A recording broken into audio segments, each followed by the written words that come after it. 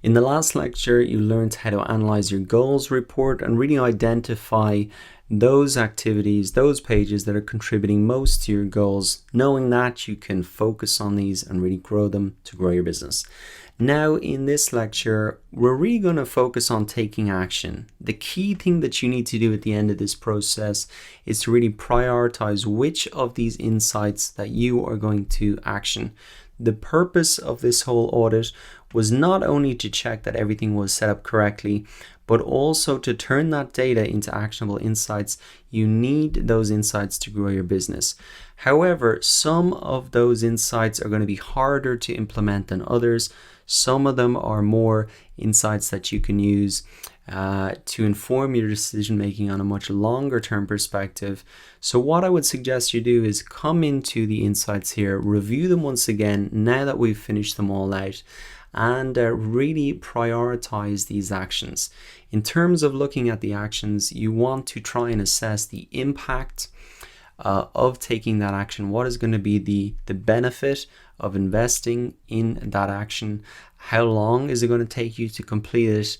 And how difficult is it going to be to complete? So those are some of the criteria you can think about. Essentially, you want to do a cost-benefit analysis here. What is going to be what's going to be an easy and quick win and going to get a good result, and what is going to be more pretty hard to implement and has uncertain results. So what I would suggest you do is look at your audience, your acquisition, your behavior, and your goal conversion sections separately and consider those. So I'm going to give you a couple of examples. This is how I would really approach it. So I think in terms of the audit or the audience, the insights I've got out of those, I really want to keep this person in mind that I've built up here through the buyer persona when I'm writing my sales page. Now that's something I have to do anyway to sell the course, but I can keep this person in mind now as I'm going through. What are they really looking to get out of this course? What are they interested in? Where are they based, etc. So that's a pretty easy win, quick win. There's not a tangible action that I'm taking there other than just keep them in mind when I'm writing the sales page. Now moving further down to acquisition, very easy, quick win is the next email I'm sending is on Monday at 5 o'clock. Let's see how that performs. In terms of which traffic sources I'm going to grow, I've identified those there. And also the Udemy free courses, sending emails to those has worked extremely well. So can I develop more of those? Repurposing maybe some of the content in this course. I'll have a think about that. That could take a longer time, obviously a longer time frame to see results, but they can deliver results, these channels, over a really long period.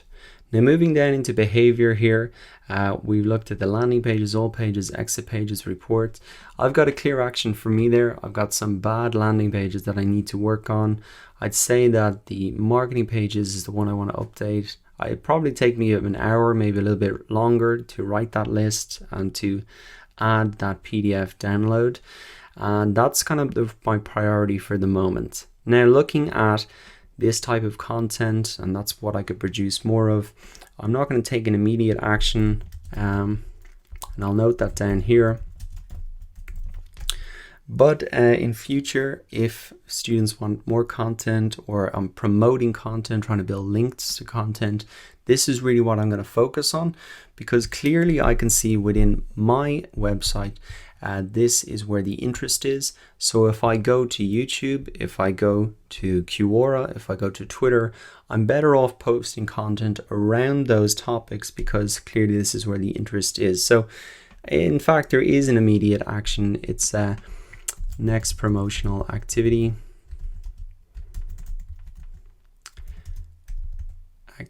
around this content. Okay, so good to clarify that. Sometimes you don't really think, even as I just did there, until you say it out loud, think about it, you don't really realize the impact of some of these insights. As well as the exit pages, I think interlinking my pages, I need to do that from an SEO perspective now that I've got a lot of pages with content, and also to keep people on the site longer.